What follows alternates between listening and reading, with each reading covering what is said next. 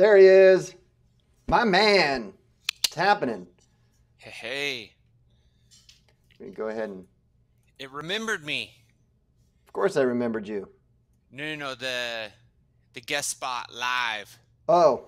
Like I didn't have to enter I'm like, my. why wouldn't I remember you? I've known you for a while. I didn't have to re-enter my information.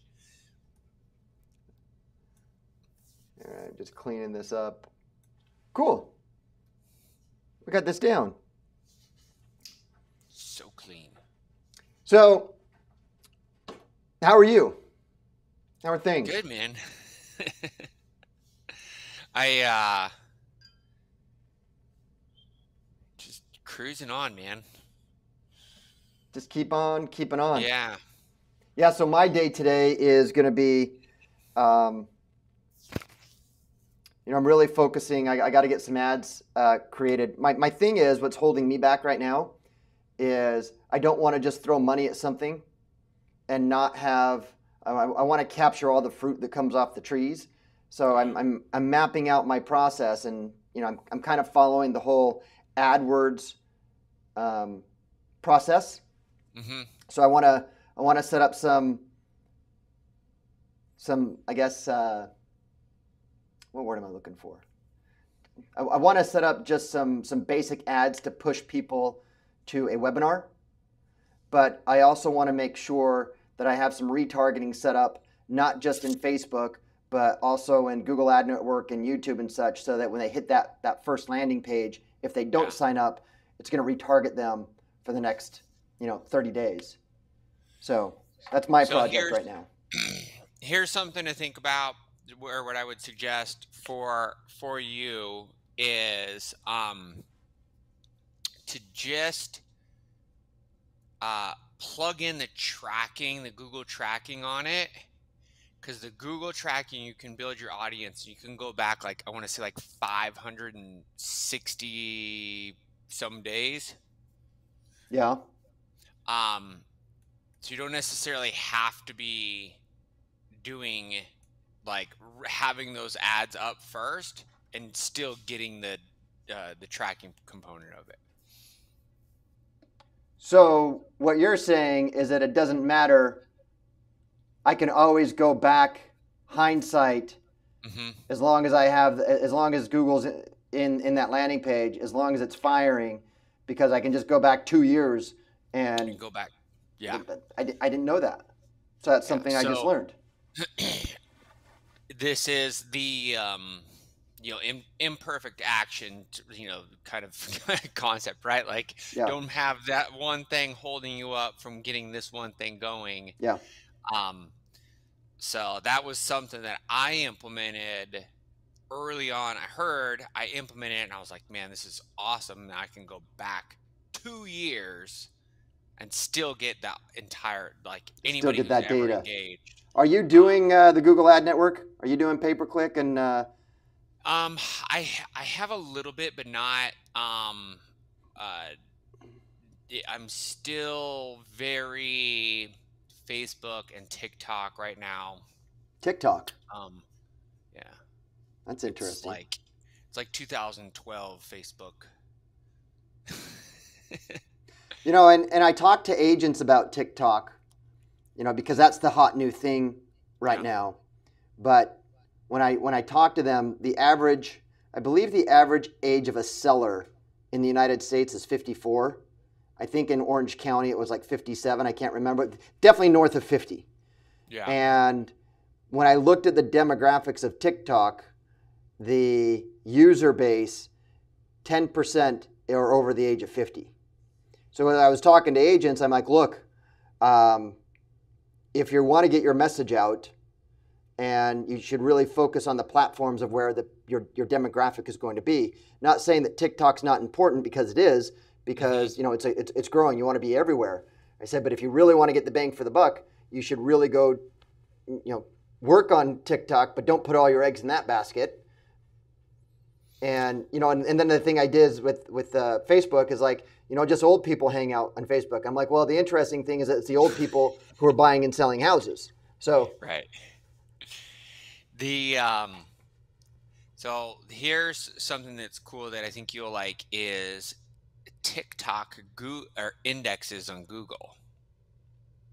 So it's Oh, searchable. oh, that's So interesting. the um there is this component that they've developed that lends itself to really work well in that environment. So that content itself is not necessarily um, you're you have the capacity to have this like low production effort where somebody can pop on, create a quick video on their phone, and that's still going to come up in somebody's local market, or that has a capacity of showing up in somebody's local market. Um, where they don't, where I think there's like this this mental hurdle of like building out like a YouTube where that friction, is really cut down in that regards. Um, so something interesting that I learned that I was like, wow, that could be extremely valuable for somebody, and I think that's like the one of the big downsides to TikTok is like it is a much broader audience. You're not jumping in like a local Facebook group where you can have a conversation with your local market. I mean, it's everywhere. You really don't have control over where that goes for better or worse, Yeah, right? that's not You that's can not build an necessarily a bad thing audience, if you're but just trying to throw um, someone to, that landing page. right. So Yeah. um, and so I think that's where I see a lot of folks that get traction and get success there. It's like, well, what do I do with all of this? Yeah. Right? Like where they don't have something like if I get a buyer or seller from a state that I don't work in, I could refer it out, but you're still like so anyway, um just some interesting tidbits and stuff that I saw that I've Well, my, realized or my, my noticed or goal with going forward, and then we can maybe talk about the subject at hand. Like what we do, we get on one subject, gosh. totally unrelated. But so as I'm going through that ad skills, Yeah. what Justin says is that there's 4 platforms that pretty much cover up 90% of the internet. You have Hmm. the Google Ad Network, you have the Facebook network for Google and YouTube, Facebook, Instagram, Twitter, and then Yeah. Taboola, however that's said. So the big thing with that is just creating a 30-day retargeting campaign so that Hmm.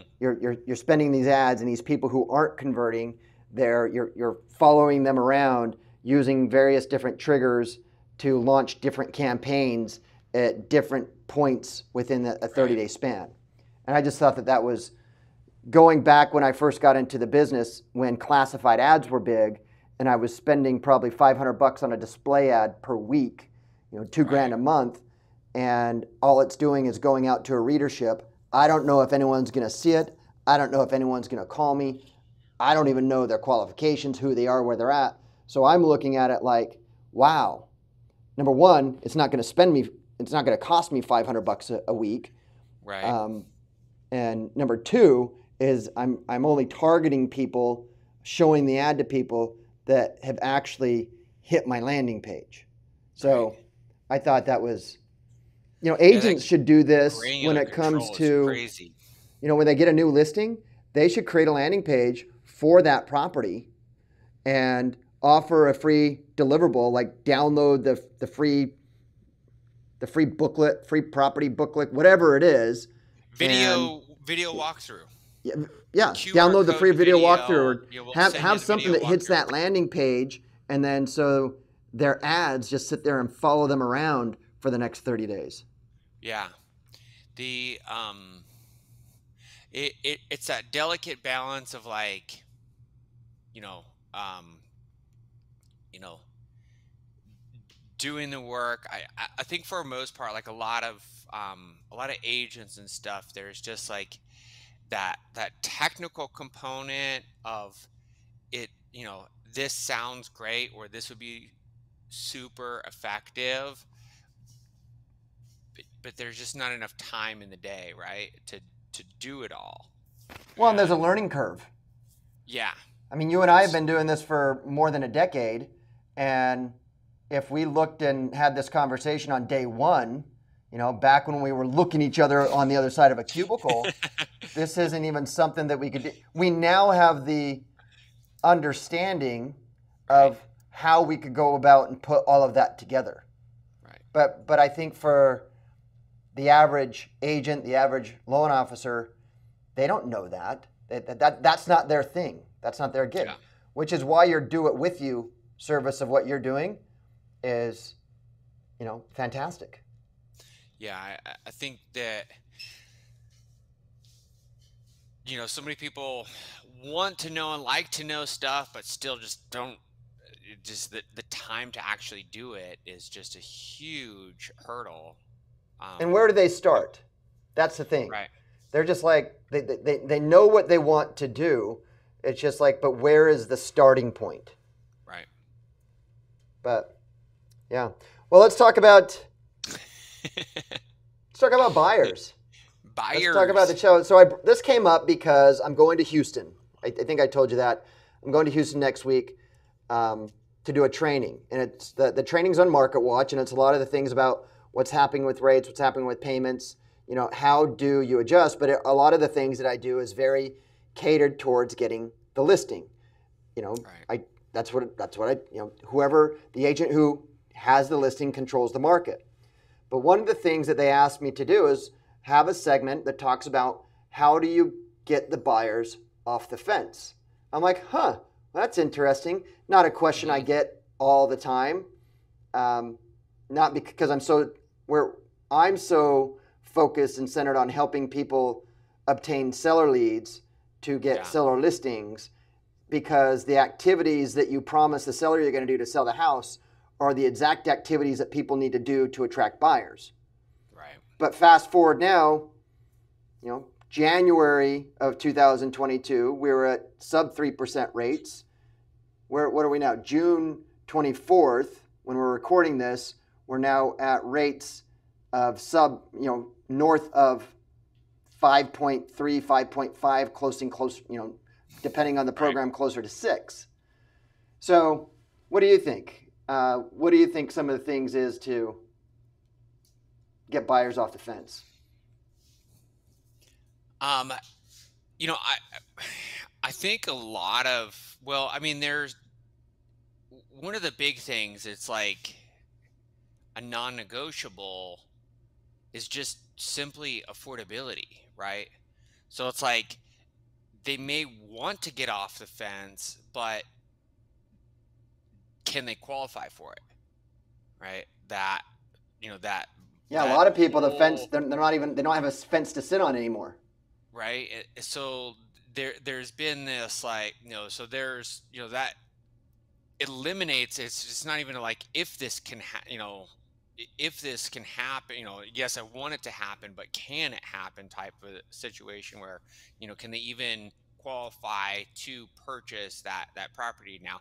I was thinking about I was, looking at this the other day and walking through some scenarios of like, what do we, how is the market going to respond to this, where they're like, people are like almost kind of tied to this like lower interest rate that they think, and like, are sellers going to be offering some concessions to like buy down rates, assumable loans, taking over people's existing, one, like if I was to sell my property right now, that's going to come with a 1.75%. That's pretty freaking good,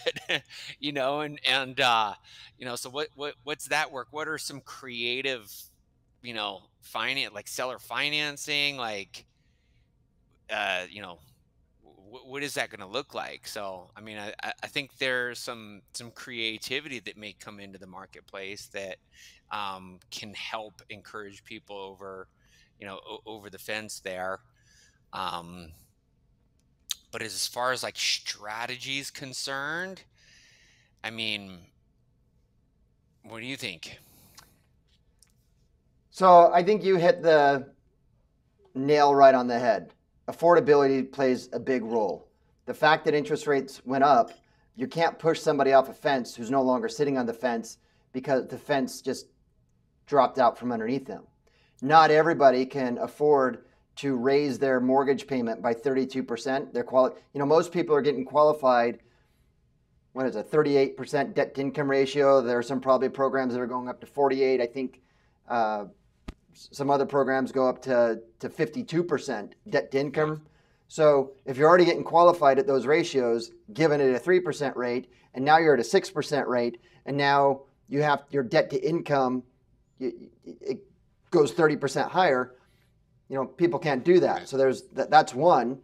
Number two is that right now there's a disconnect.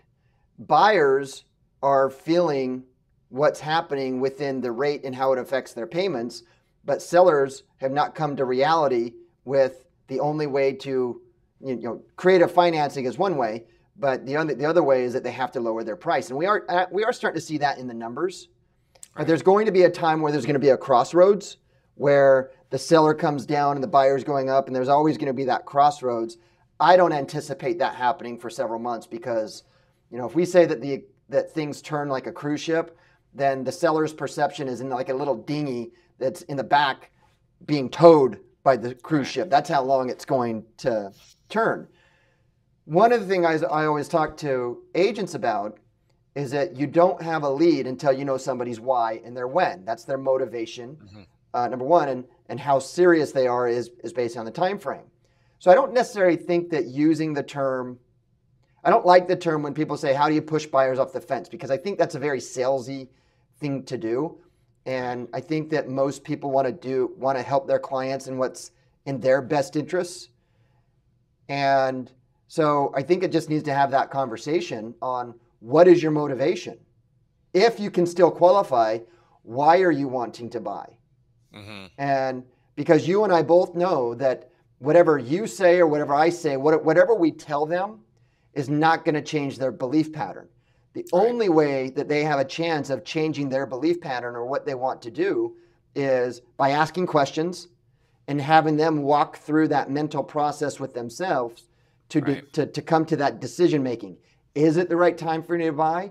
Is it the wrong time for you to buy? Here in California, you can buy a house. This is a real world scenario. You can either buy a house for like $2.2 million and have with HOA and be all in on taxes and everything, your monthly payment's like 13 grand, or you can rent the exact same house, maybe not the exact same house, but like across the street or one block over, for like 6 grand a month. So, so math comes into play with this as well. Yeah. So I don't know. I don't think, I got to come up with something unique when it comes to this training, but I think it's really going to come down to is you can't push someone off a fence if they're not sitting on one.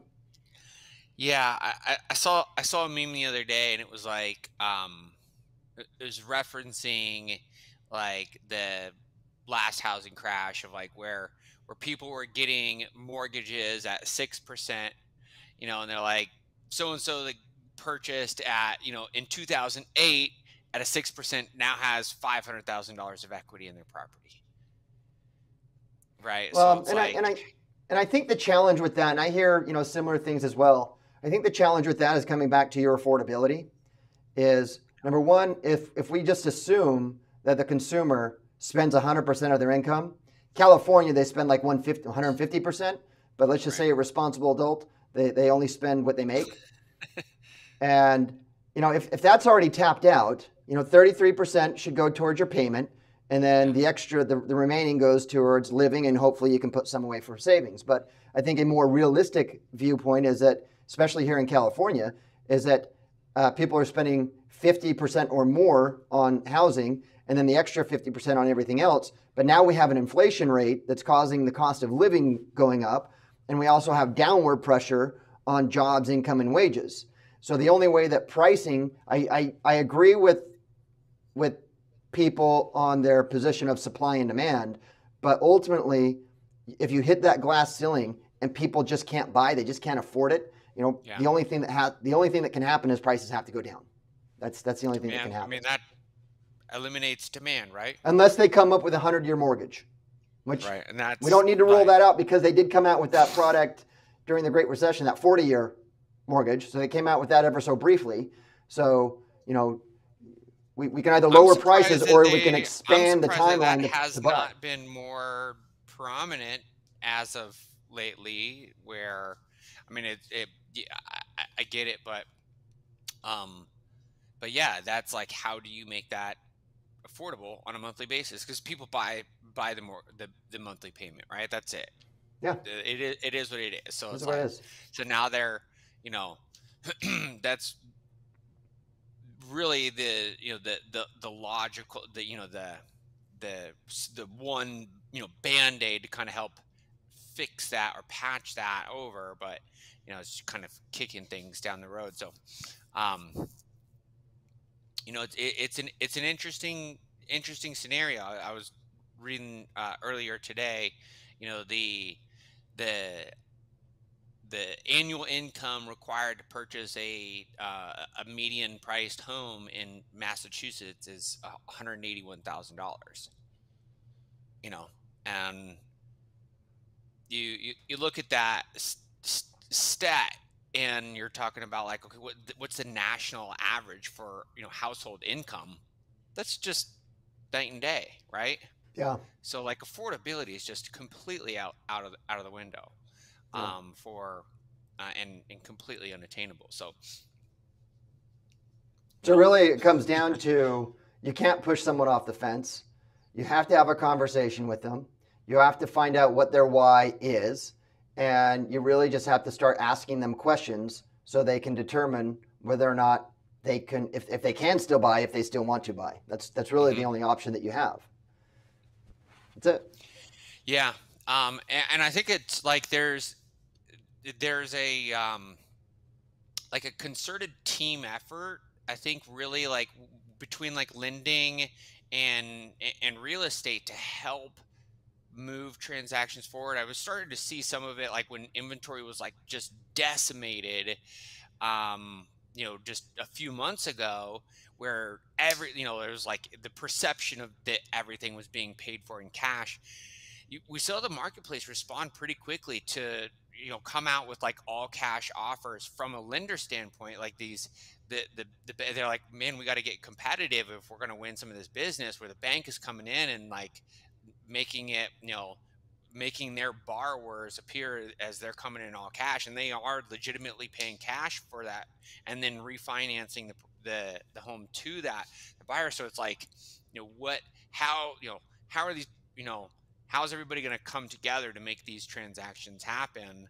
The stuff that's out there. So it was pretty cool to see that happen in kind of real time, and people, normally like a much slower moving industry or market, like, respond that quickly. Because I mean, it wasn't just like one company that started doing that, and I think that they on the lending side, like, I think they realize where they're going to need to change stuff to compete with, like, iBuyers and institutional investor, or institutions gobbling up stuff. So I don't know if they're doing that anymore. What I've been reading on is that they're trying to unload their balance sheet now. Yeah. That, but for that time being, that was, saw that like trend build up. But yeah, I mean, I think a lot of that from what I've heard and people I've talked to, that appetite is pretty much, off the table, or dramatically slowed down. Yeah. Yeah. Well, I was having a conversation with one of my friends yesterday, in fact, and we were talking, I often get that question on, would I ever get back into real estate? And, I'll never rule anything out. I've sold a lot of houses across the country. Didn't like selling. I didn't like showing the houses. I didn't like holding open houses. Didn't like preview, so kind of a challenging thing if you do that. I really like what I do, but I said, I'll never rule anything out. I said, if I look back on my career, Of course, when I had all that bank business, that national bank business, that was awesome. Prior to that, the way that I got popular in that space is that I was doing, those short sales and pre-defaults, like well before the Great Recession. So I had that reputation of that. And I remember I was holding anywhere between, and remember, this is early 2000s. This is like early to mid 2000s. Probably early 2000s. And I was holding anywhere between 15, 20, sometimes 30 listings at one given time, working with banks in all different scenarios. So I was able to manage that. But here's the nice thing with having that type of business. Everything comes with its own challenges.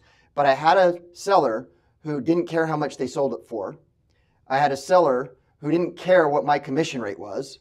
And I also had a seller who wanted discretion. They didn't want the open house. They didn't want to sign in the yard. They didn't want me to market to everybody on earth that they're going through default. So that was good business because I really had someone to hire me saying, hey, here's my problem. I need what you do to solve it. And I don't care how you solve it. Just help me out of this situation. Whereas here, if we go into now, with such a craze, you have the seller who, the value of the agent is really depleted in most cases. What is it that you do different that any other agent can do? And so that default space comes back. We've talked about this. Don't know. Mm-hmm. Don't know what I would do. I do know that I'll still always stay in the focus of generating leads. I was talking to agents. I do this Ask Brett segment anytime I do a training where I just stay on for like 15, 20 minutes and just allow them to ask questions. And they're asking me, if I were to get back into it, what would the first activity? I'm like, well, the one thing that I can tell you right now is that as a salesperson, your job is to generate leads for now business and to grow your database for future business. Because lead generation solves all problems. It doesn't matter how good you are, how bad you are. If you have a abundance of leads, you can afford to strike out a few times. Whereas if you only have one lead, man, you better be Babe Ruth. You better be knocking that thing out of the park.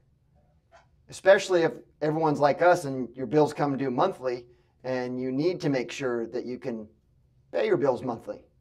Yeah. So I think that really kind of comes down to that. Absolutely. I was makes me think on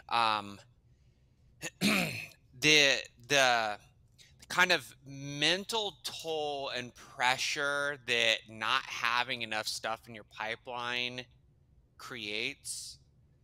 And I see this a lot with people who, so there's like, there's different stages of comfort. But when you have 1 or 2 or 3 deals in your pipeline and one of them doesn't go through that month, or, if you got 2 and one of them doesn't go through, your income just got cut by 50%.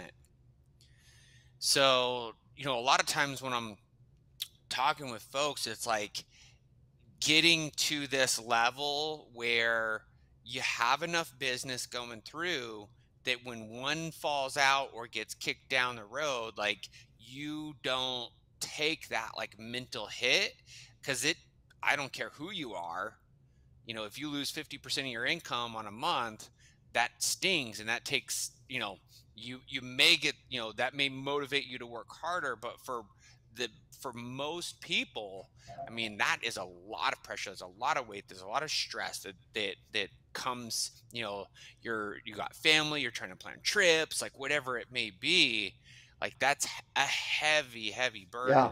So,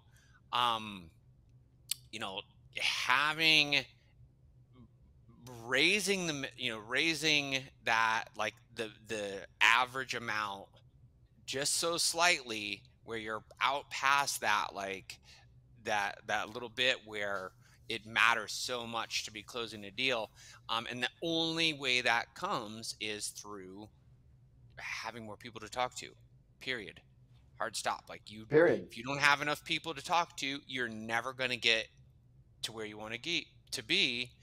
So you're here, you want to get here, the one thing you need is more people to talk to. That's it. And that's, And, you know, and that is and the interesting it. thing, because the next question that comes that I get is, how do you do that? And I say, well, first of all, let me premise is that everybody does it easy. And once something gets a little bit challenging, you're going to lose 90% of the competition. Right. So I always premise that, because it's always that person who's willing to go through the challenges. And, you know, people don't realize how hard it is. Now, we're not talking about digging ditches. We're not talking about doing a roof. You know, so we're not talking about people doing hard manual labor, turning big rocks into small rocks. We're just talking about people to get out and have a conversation with somebody they don't know. Right. And in my world, that's someone you can condense the list. You know, where do you live? Draw a circle around that. There's your primary area. Okay. Now get a list of everybody who owns a home. Okay. Now those are your prospects. Now your job for the day is go talk to 20 or 30 people and ask them the question, do you want to take advantage of the hot market and sell? That's it. Yeah. So how they do that is the challenging part. Do you do a phone call? Do you door knock? Do you maybe do you want to spend a few bucks to use digital strategies to get in front of the person, to have that conversation with them without having to have a live conversation with them. Right. And, you know, the other thing I always say is that there's always a price. One is going to be time, that commodity that's irreplaceable. You can't replace your time, or you're going to have to spend money. Yeah. Maybe a little bit of both, but there's no free lunch. Absolutely. Wouldn't that be great? You know, I thought by getting my license that people, once I got my license, you know, somehow a bat signal would go up, and then everybody would just knock down my door and say, hey, I want to sell from you, Brett.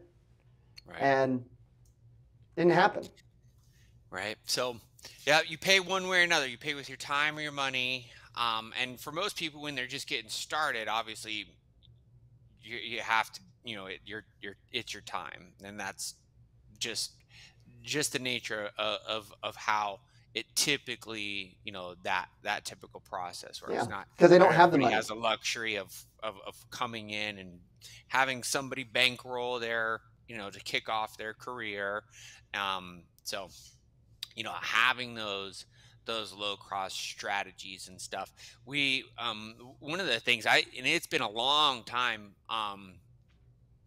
you know, I should probably dust this off, but really just went over like really hard on just like organic, just friend requests and connecting with people, local Facebook groups, like a lot of like free stuff that was local based, you know, connecting with people.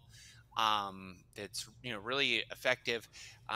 You know, but it's that challenge of, you know, we for most people, especially when it comes to lead generation or going down this route, that there's a component of patience that, you know, it's always say like don't stop before the miracle happens. And that's one of the big challenges I see for a lot of people is they will get going, they'll get momentum, they'll start getting success, and then it's like almost like the real work starts, right? Where they stop doing everything that they were doing to get up to that point, and they're like, oh, like, or they hit like a certain comfort level where they're getting enough business, and that's their predefined level of comfort that they're at.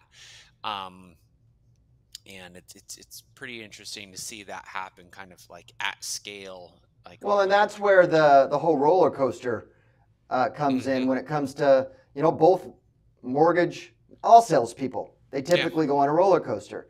They're originating, they're producing, they're generating leads, they're doing the activities that generate the business, but then they get the business, and then they start servicing the business. So that takes them away from the activities that got them where they're doing. So, and then so now their pipeline is dwindling, and then they close it, they get some money, and now they're like, oh, I don't have a pipeline. And so now they go back up and doing the activities that they're supposed to be doing, and then they get the listings, they sell the properties, and then they get back into it, and it just constantly, you know, goes up and down. You know, I think I was listening to a podcast with Dan Kennedy I'm not sure if he said that or one of his guests said that, but he said that system is an acronym, and it stands for save yourself time, effort, and money.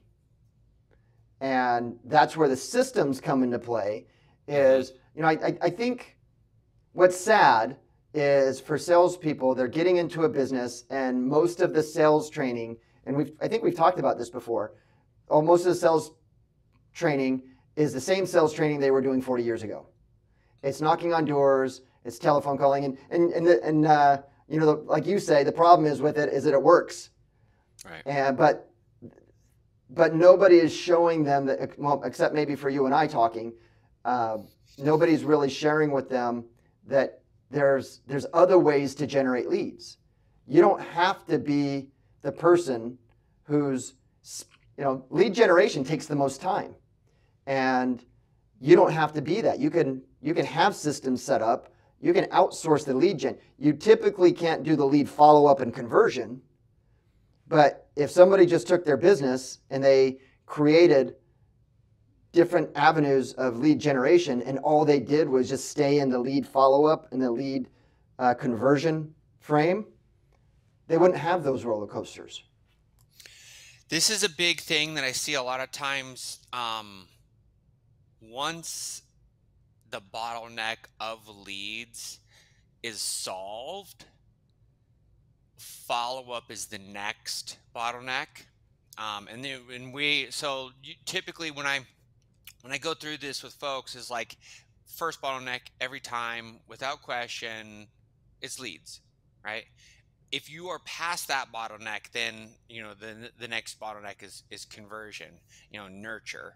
And so one of the things that we've really just work on is like, okay, we are just moving that wall back further and further every time. So first it's leads, next it's conversion, plugging in.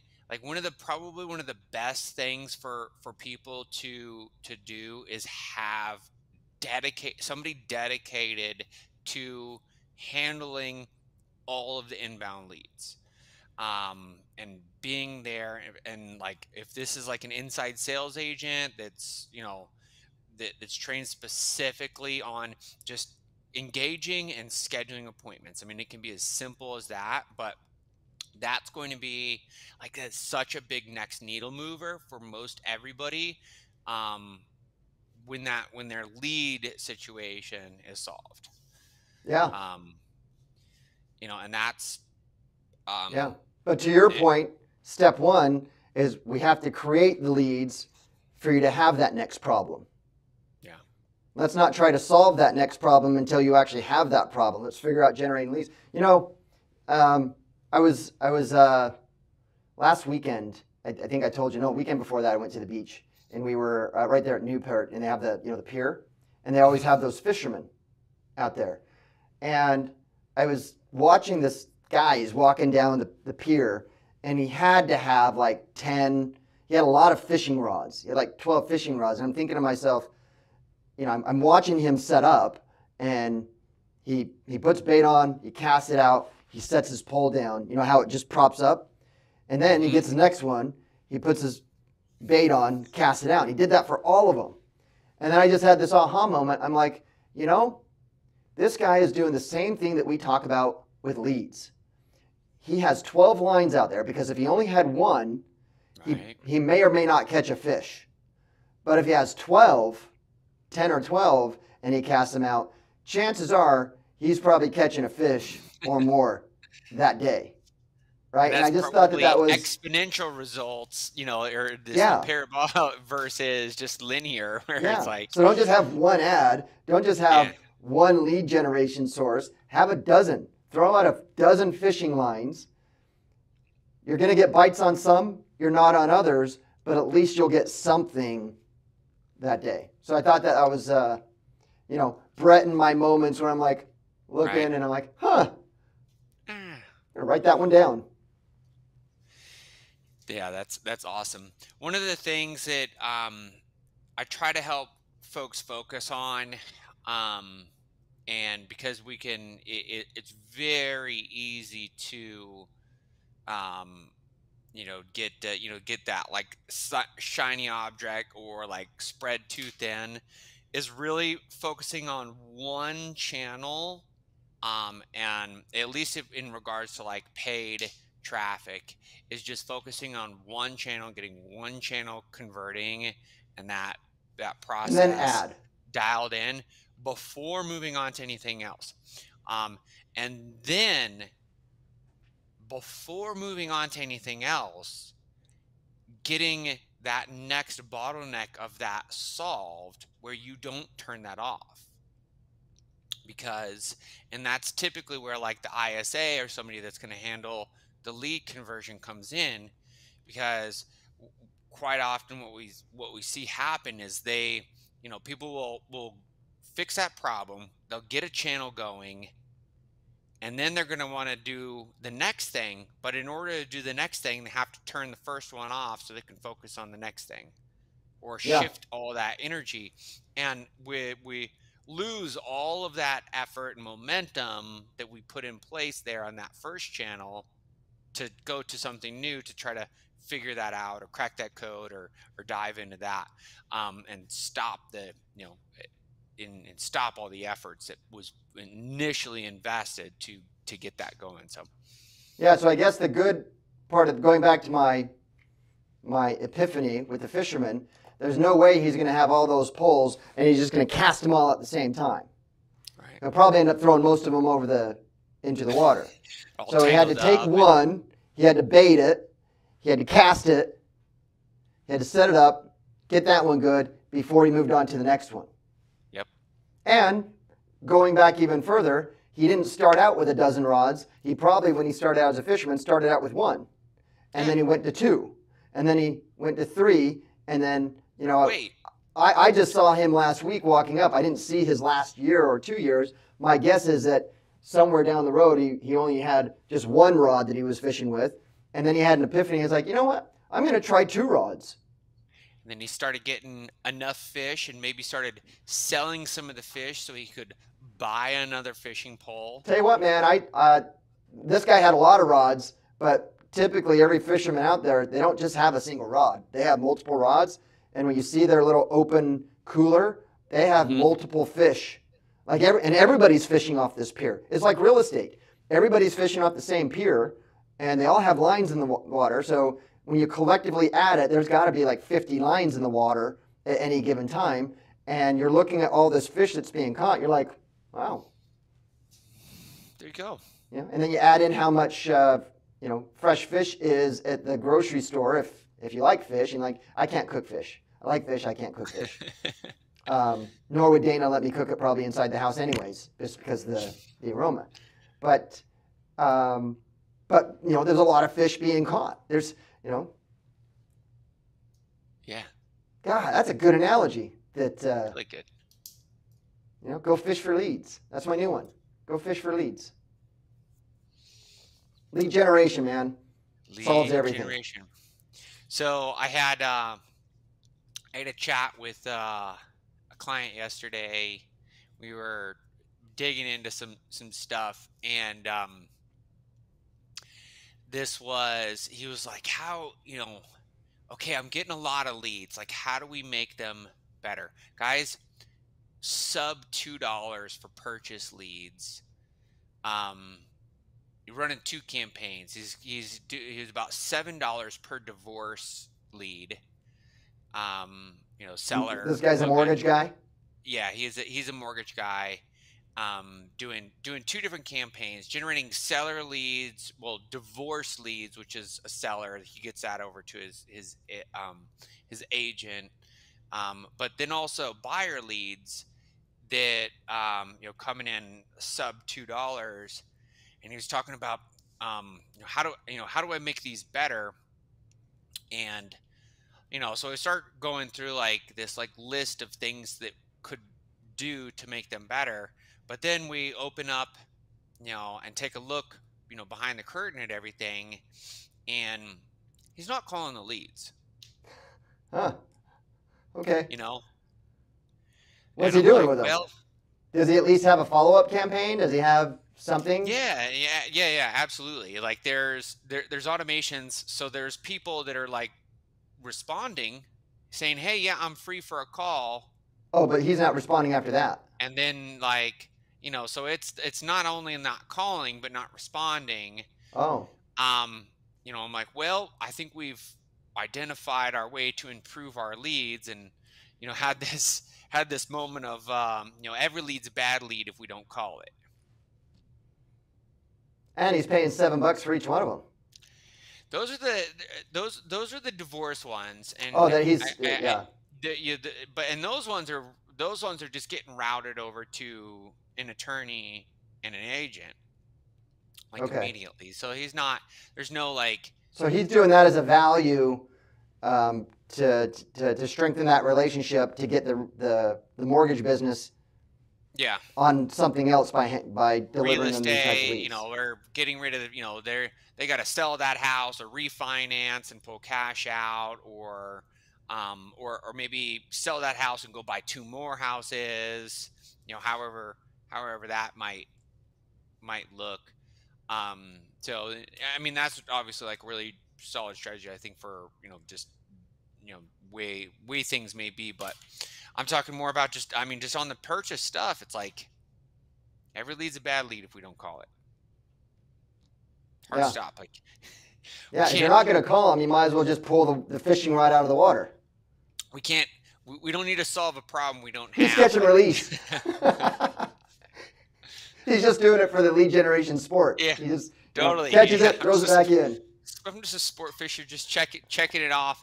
I'm optimizing my lead cost, and to that, he's done an amazing job optimizing his lead costs. Over the course of the past, like 60 days, I think he's started off at like $5 or $6, and down sub two on his purchase leads. Wow. Which is great, but now it's like, okay, what do we do with that?